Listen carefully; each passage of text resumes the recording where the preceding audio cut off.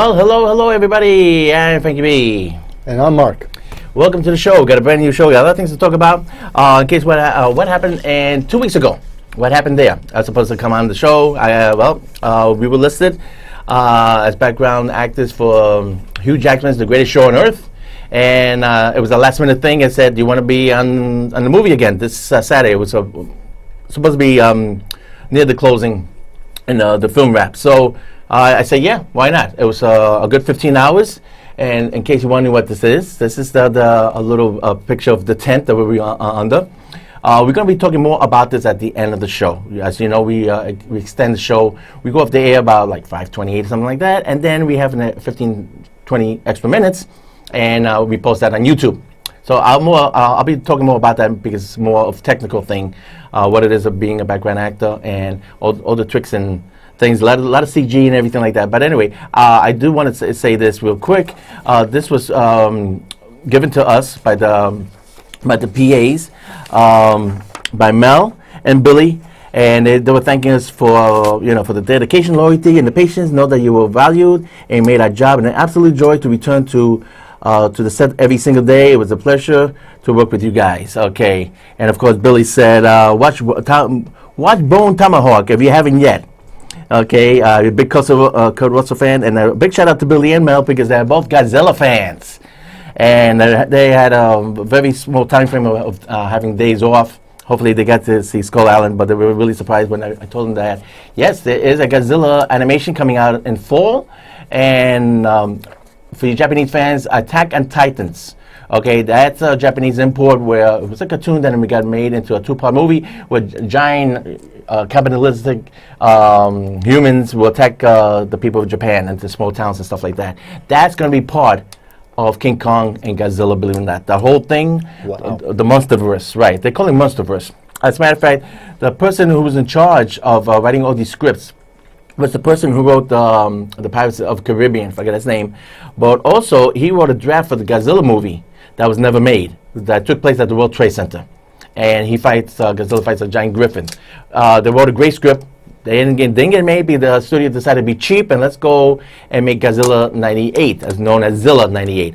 And we know how that pretty much stunk. And so that script got never made. But they remembered him, and now he's in charge of all the writing staff to create, new stories with Godzilla versus Mothra, King Ghidorah, Rodan, Titans is on board, and we know King Kong. Now, the reason I got King Kong in the background is because of the box office with China. So we're going to go right down the line with the box office. But I just want to show one more thing. I'll get more into detail in the second half of the show. What I did learn was that the people who were behind La La Land were behind this. And here's the big trivia. Okay, this was filmed on the steps of New York City courts, 60 Center Street. That's Law and Order filmed there. As a matter of fact, we did another episode of Law and Order. If you see the 400th episode of Law and Order SVU, the 400th episode, they filmed a scene on the steps. I'm right in the middle of the shot with Marissa Hote, hashtag, I believe. I'm sorry. Anyway, so you look at that episode, you see my ugly mug right there in the middle of the action sequence, believe it or not. Because the other actors were kind of pissed off. I was like, what is he doing there? Anyway, but we filmed again. I filmed on Friday in the rain, SVU, and then the next day they filmed here. I was not cold. My duties were already done, and this was like maybe next to the third or last day. Anyway, and it's Hugh Jackman riding supposedly it's supposed to be an elephant. Okay. Anyway, what I did learn was a lot of the real effects. The lady's breathing fire. Zendaya, you know Zendaya from Disney Channel? Yeah, only the young ones know. She was actually doing her own stunt work on trapeze. She's one of the trapeze artists. They had a stunt double. I was very surprised. Congratulations on her. She was doing a lot of her own swinging stuff. They had a drone which filmed around, and talk about Rogue One, which we're going to be talking about behind the scenes there. And remember I said there was a scene when they're landing on the beach, and it looked like it was filmed from a point of view from a drone. Right. So this was the first time I actually saw this. They were actually using a drone going around in circles around Hugh Jackman. Unfortunately, maybe the 10th take, there was an accident with a drone, and it caught into one of the wires. It crashed on the floor, $5,000 out the window. Ouch. Yeah, that's when they said, okay, break for lunch. So that was good. And what was the other thing? And there was about 400 of us any given day to portray 1,000 people in a circus tent. And we actually, 100 of us, including me, got called by the casting director to actually do a scene where we were sitting in the special bleachers covered in green screen. And say, okay, look up at the trapeze. Okay, look over there for the lions. Look over there for the bears. Oh my. And they're going to actually cut and paste us in segments of the audience. Now, all this technical stuff, I'll talk a little bit more after the show, but I really can't say much about the story. If you go to Wikipedia, put in PT bottom, the story is there. But everything was shot out of sequence, so even if I wanted to tell you what the story is, I couldn't. But it is a musical, and let me tell you, the music is a hell of a lot better than La La Land.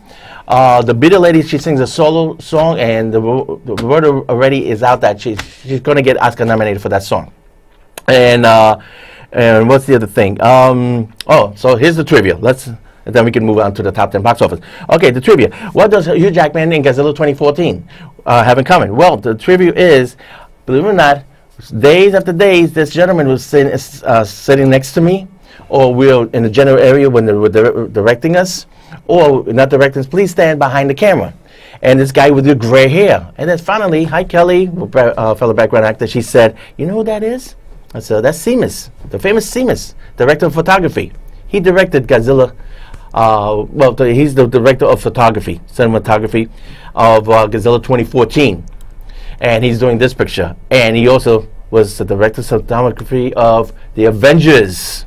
So that's the little winning trivia. So anybody on the blog, did we put up the blog? No. Okay, let's do that real quick here. That is the blog. And that was, I think, the last post, and I put the trivia. What does Godzilla 14 have in common with Logan? Hugh Jackman, okay, it's the director of photography. And just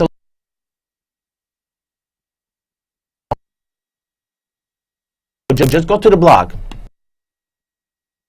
And I'm going to be doing a new radio show. The radio show is also getting revamped. Okay, and for your loyal fans, you know I'm on Instagram. Yeah, oh, okay, that's the screenshot right there. That's me, and that's Marista and the other actor. Forget his name, Peter something, sorry about that. And underneath, that's Donna Warburg? Scenes. One scene was in a polling there green. You are, all the way in the back. Oh, in the back, and the little cute little girl in front of me is Tara, a real good friend, another fellow background actor. I've been meeting a lot of new friends on these... in the background. And the film shoots, yeah. But you know, what happens is we hang out about 2-3 hours before we're ready for the next scene, so we get to know each other. I can't wait till the book comes out. The book comes out, it'll be Life in the Background. I didn't bring the book with me. Anna Kendricks, Scrappy Little Nobody. She wrote a great book, and she mentions that she was the background actors in the Twilight movie. A serial thing? Yeah, I didn't bring the book with me. Anyway, let's go on to the show. Let's get on to the box office. Okay. I'd like to thank Anna, the engineer. She was helping us out there. I kind of kept it a little bit longer than usual. But, okay, let's get to the box office. And we're going to put a lot of little trivia in between. So, how was your vacation, by the way? You were in Ecuador, right? Yeah. How was it over 2 weeks.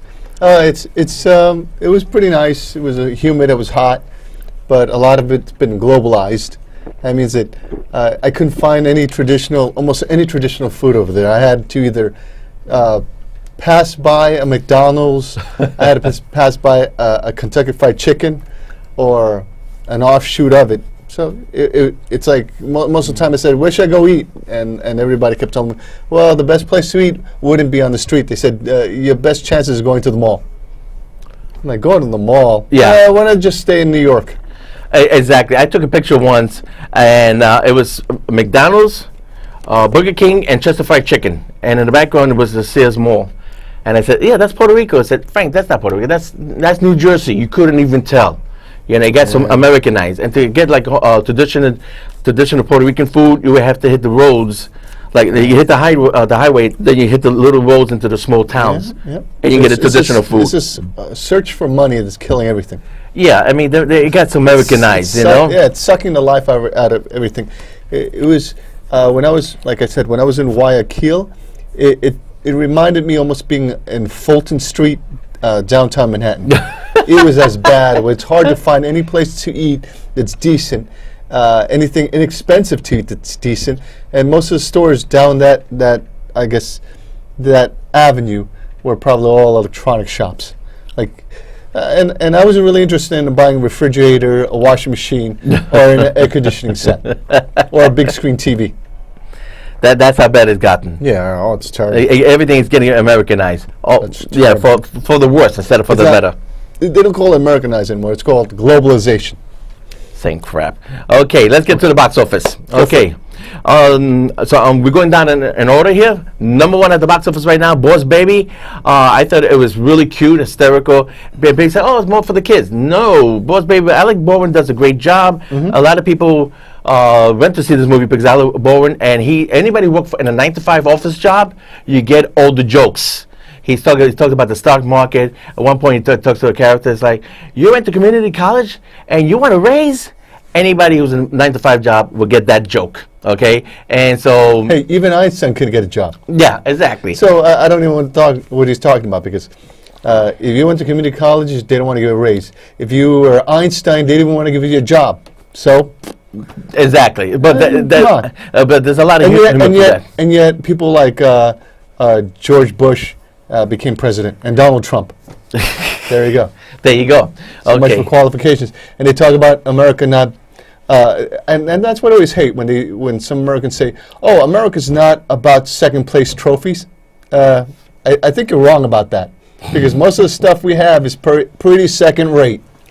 Pretty much. It's been second rate for a very long time. I think since Ford came out with his automobiles, and since Ferrari came out, we've been second place. Mm-hmm. Okay, and then any movie that includes the Beatles' Blackbird and has Elvis and has the Banana Split song. Does anybody remember that one? Yeah, but Banana Split song was in the soundtrack. That's the 70s, man. Yeah, and the weird thing about it is that anybody who stayed long enough, 10 minutes worth of credits at the very end. Oh my God! Because there was a song that I couldn't figure out, so I stuck around to for 10 minutes worth of credit, and at the very end, they did a little marvel. The kid has an alarm clock that looks like a wizard, like it looks like Gandalf the Wizard, Lord of the Rings, and it said, "Okay, time is up. You can go home now." After 10 minutes of credit, they stuck that little clip in there. I mean, who was going to stick around for 10 minutes? Well, obviously, one idiot did. Okay, Boss Baby, 3 out of 5. Next, Beauty and the Beast. Dull. It's going to make 100. Well, it's close to the $1 billion mark. Dull acting, dull comedy, dull music, just dull. I was bored out of my skull. I didn't see it. Don't bother. And do we need another remake of this? Enough. Going in Style, well, we both didn't see it. Nope. Unfortunately, okay, Beauty and the Beast, I gave it a 1. Okay, Going in Style, we haven't seen it. It's not even going to clear $10 million this weekend. So, a little trivia I just want to mention, because I'm going in order. Okay, I'm going to answer 2 little trivia questions right here. Battle of Britain, 1969 with Michael Caine. This is going to be remade by Ridley Scott with CG. The problem with this movie, they show you close-ups of all the pilots and the cockpits of the airplanes. But unfortunately, they wear these masks, and a lot of times you don't know which actor is which. Ridley Scott mentioned this. He's going to correct that. Okay. Would you put a name tag? I don't know how. Yeah, exactly. I don't know how they're going to do that. All you have to do is put a name tag on the top of the head, and then you know who you're talking about. Well, yeah, but that's what they did with Top Gun. Maverick. Yeah, Maverick, Ace, right, Goose. Exactly. They had all the nicknames on top, so you know, because those had masks. That's all I had to do. Okay. F. Gary Gray is the director for Straight Outta Compton, and of course, he's doing the new Fate of the Furious. Yeah, Fast and Furious. Thank you. And he did the Italian Job. This is the Mike Wahlberg version. And both Charlize Theron and Jason Statham were in this movie. They're going to be in the Fate and Furious. Wow, look at that. A reunion. Yeah, a reunion. This is a remake of an Italian picture with Michael Caine. Actually, it was Italian-English production. Wow. Back 6 Degrees of Michael King. Yeah, but back in 1966. If you like this film, see the original with Michael Caine. That's even better. But Yeah, we figured Michael Caine. Right. Excellent actor. Excellent actor. So, unfortunately, this movie's going to tank. The other movie they're going to tank. Remember Smurfs made over $500 million at the box office? This one is not even going to clear. Remember that. This one is not even going to clear $10 million. I am shocked. Why not? Yeah, coming in number 4, DOA. Talk about DOA, Ghost in the Shell. Ooh, I saw it. I got nothing to say about it. I give it a 1. Okay. What do you say? I liked the colors. It was beautiful. It was greatly animated. Colors, man, colors! I would have wished to have been able to have the ability to do all that work to bring everything like that to fruition. But I know I hear you. Some people said they weren't happy with it, but I enjoyed it. It was a beautiful experience. I mean, I would wish to live in a beautiful. What can I call in a futuristic world? Yeah, futuristic kaleidoscope color world like that. To me, it was just a rip-off of Blade Runner. Next. I would love to live in Blade Runner 2. That wouldn't be bad either. Not too much rain. Okay, yeah. Power Rangers. Yes, I saw it. Okay, I gave it a 2 out of 5. 8. Once I heard it takes 90 minutes before they become Power Rangers, I said that's bull crap.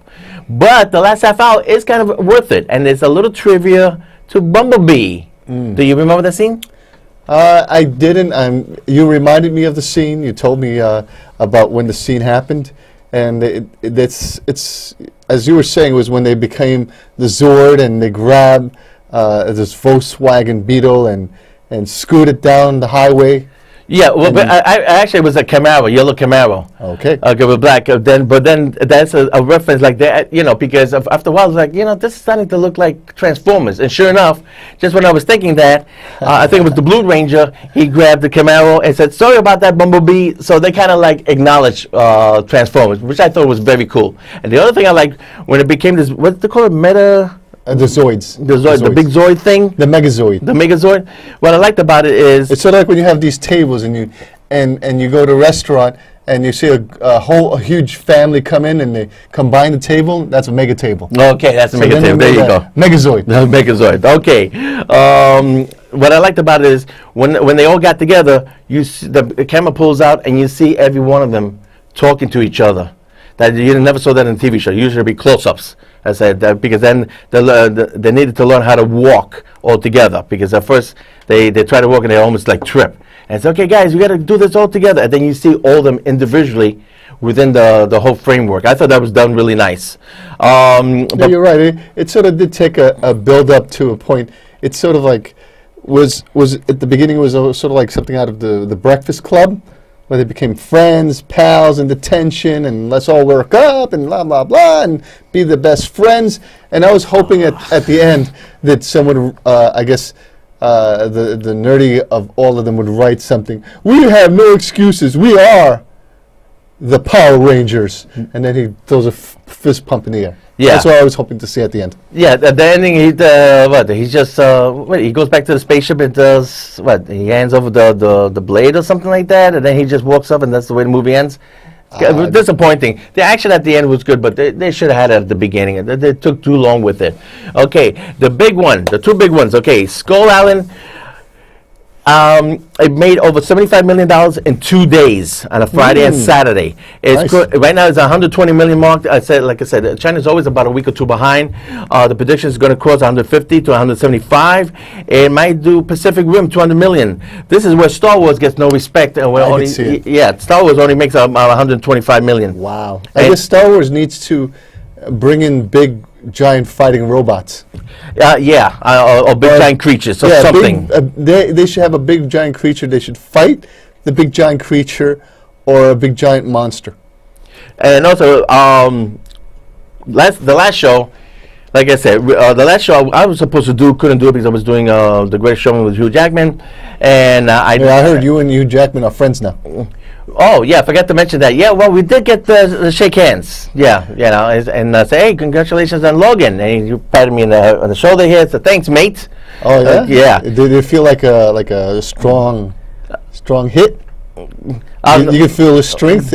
No, he had aluminium claw. No, he grabbed the hand tight. He broke it? Yeah. Oh, Almost broke shoot. my piano fingers there. Yeah, Hey, I'm a piano player. Yeah, but he is a tall guy.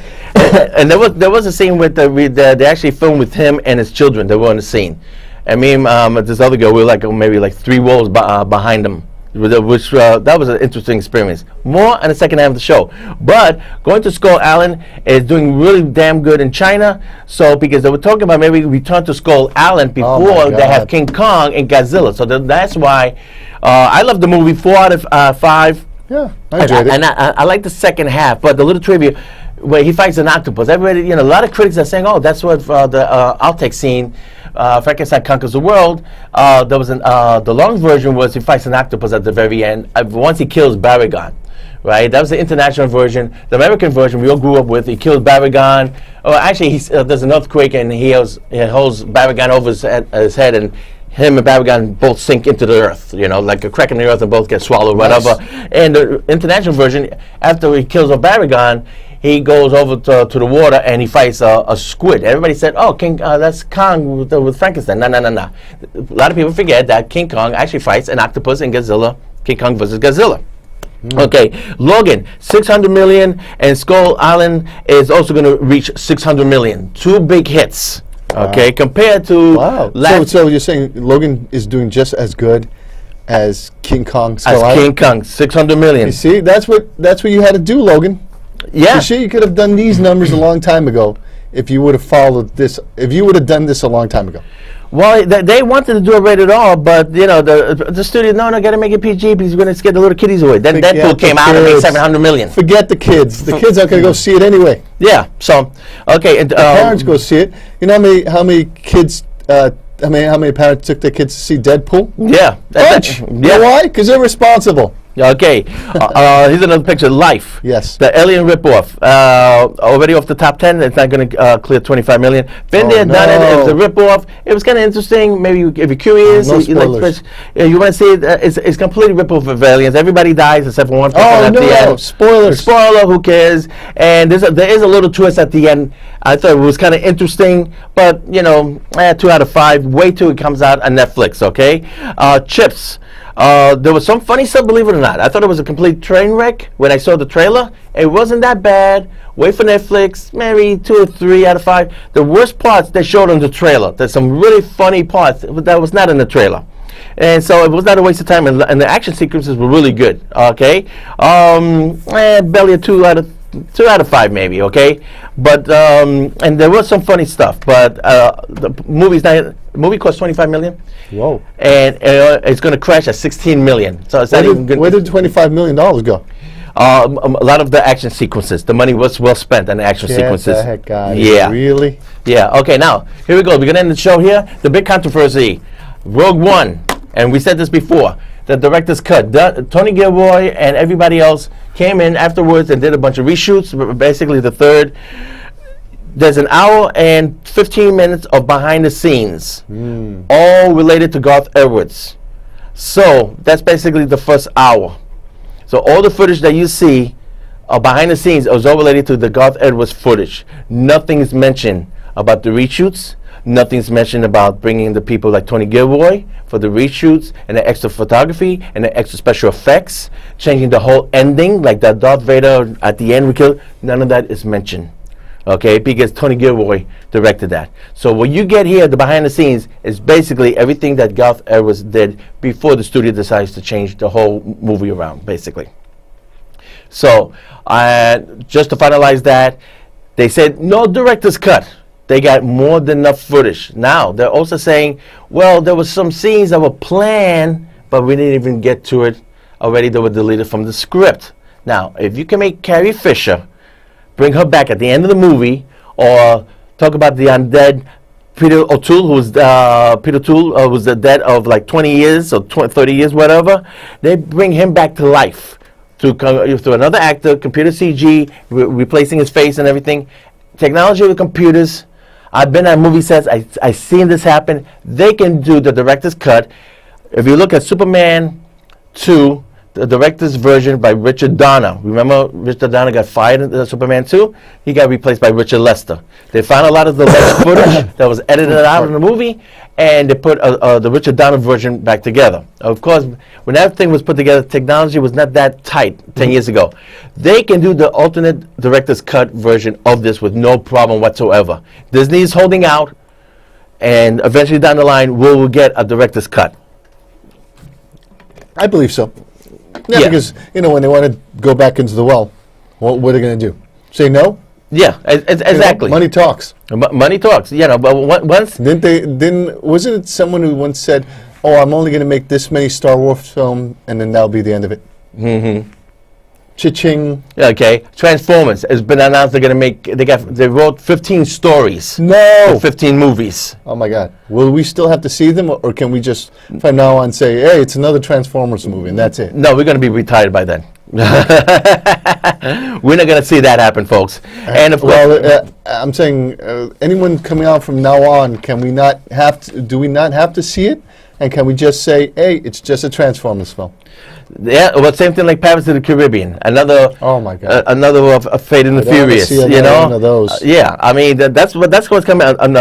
Revisiting Alien franchise again, and let me tell you, we are getting tired of this, folks. One last thing, Carrie Fisher. It was announced in the Hollywood Reporter yesterday.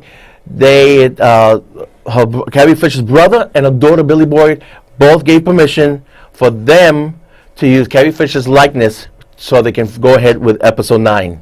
Remember they said, "Oh, we're not gonna do the Carrie Fisher thing. We're not gonna do the Princess Leia thing again." Yes, they will. They're gonna do it again for number 9, so they can wrap up the story. I am shocked. She had in The Force Awakens. She had little to no huge impact in the film. Right. In The Force Awakens, she had little to no impact, and now all of a sudden in episode 9, she's gonna have an impact. Which you're gonna go, and then. And you'll see her, and then that'll be it. I go, okay, here's a check for $15 million. I mean, okay, she's out of the story. They're probably going to wrap it up somehow for number 9. The rumor is... we got 20 minutes before the live show's over. Who knows what's going to happen to Luke Skywalker? They're going over to the new generation, so that's pretty much a wrap up. Okay, we're going to be back in 2 weeks. We're going to review Fate and the Furious. Okay? Right. Watch us on YouTube. Yeah, and now, okay. Out of here. Adios. And here comes the second half of the show. This is the second half of the show for the YouTube viewers. Okay.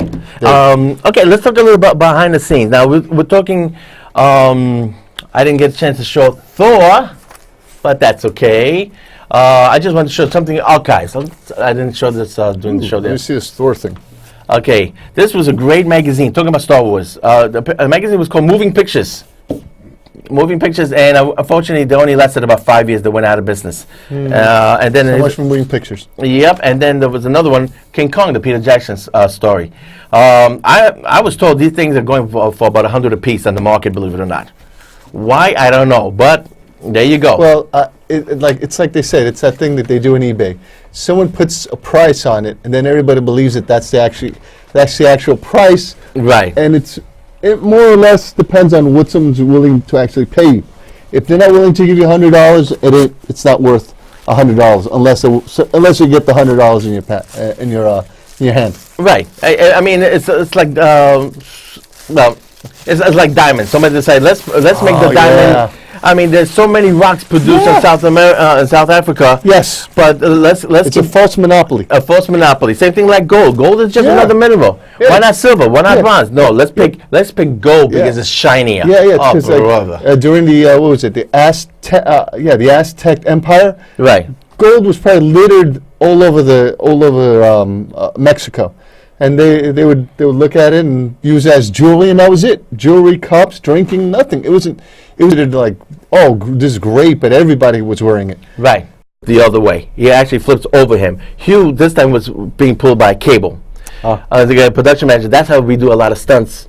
Because he worked on superhero movies. So I saw the scenes with the harness, how they worked that, and how they do pulling cables, them sliding across the floor. So a lot of times you see Thor or Iron Man sliding across the floor, they usually have power cables attached to them to enhance the effect.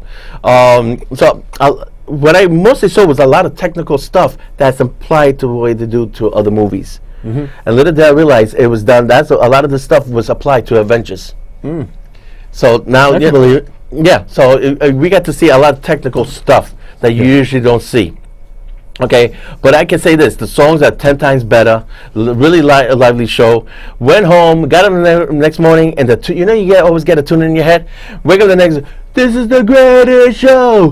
This is the greatest show. This is the greatest show. I gotta get this tune out of my head. It was like Let's Go Mets. Let's Go Mets. Yeah, but the tunes are really great. I can actually say that. Especially after La La Land and all the Doll Fest of Beauty and the Beast. Oh God. I wonder if they ever do the movie of Vince McMahon. How that's going to be. He was. Is it going to be like a musical too? Let me tell you, a lot of studios are thinking of taking a lot of these properties and turning them into musicals. Look what they did with The Bronx Tale. They made that into a friggin' musical on Broadway. Wow, yep. Spider-Man, Rocky. Yeah. They haven't done Batman yet, but... Yeah, I wanted to see Spider-Man on Broadway, but I didn't know which night to go. I was looking for the night where the guy would actually go plop on the floor. I know, that's mean. I know, I can help that's it. what a lot of people went to see if that was going to happen. Yeah, I went, but... you did go see this? Yeah. How was that? It was kind of silly. But he was actually on those on the wires, right? Going back and forth? They were at one point they would have sort of like I forgot what the character, the Vulture character was it.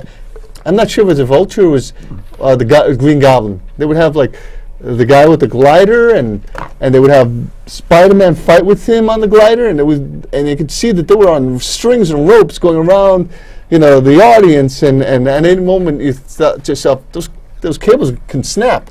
Right. And they could fall right on top of us. So I wasn't looking towards that. I was like, oh, I hope that doesn't happen. Okay. Yeah, they're doing a lot of crazy things. A lot of things where you would say, wow, these guys are really risking their lives.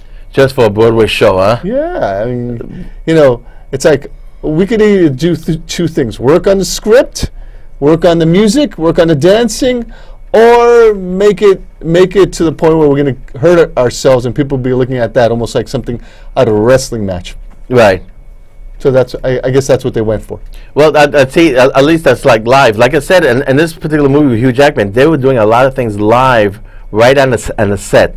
There was no fakery, no bullshit. I mean, it was actually right there, and that just boggled the mind. It's like there's ways to. I guess we better wrap it up. We're going into 2 minutes in. It's almost 50. We're at the 48-minute mark. Good looking out as always. Okay, so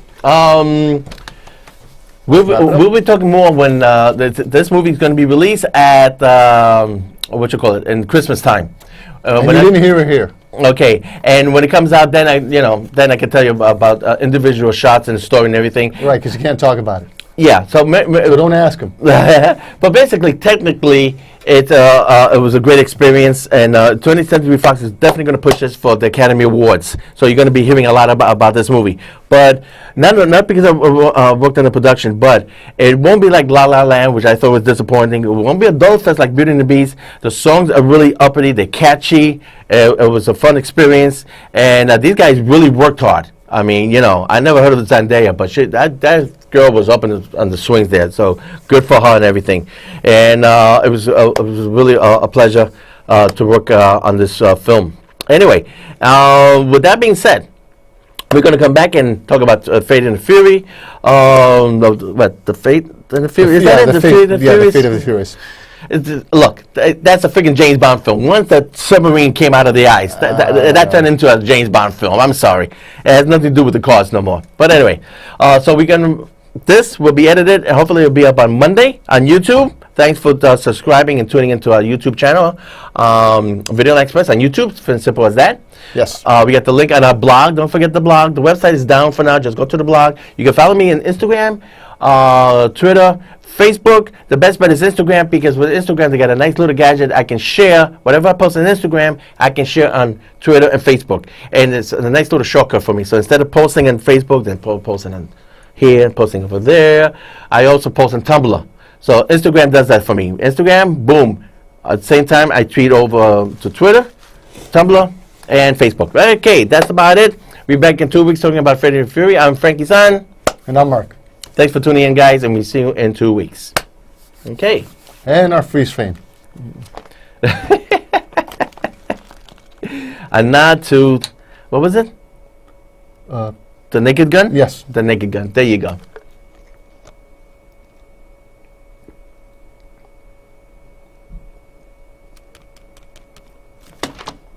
There you go. Yeah, I don't want to have you go over that mark because then it's not gonna. Yeah.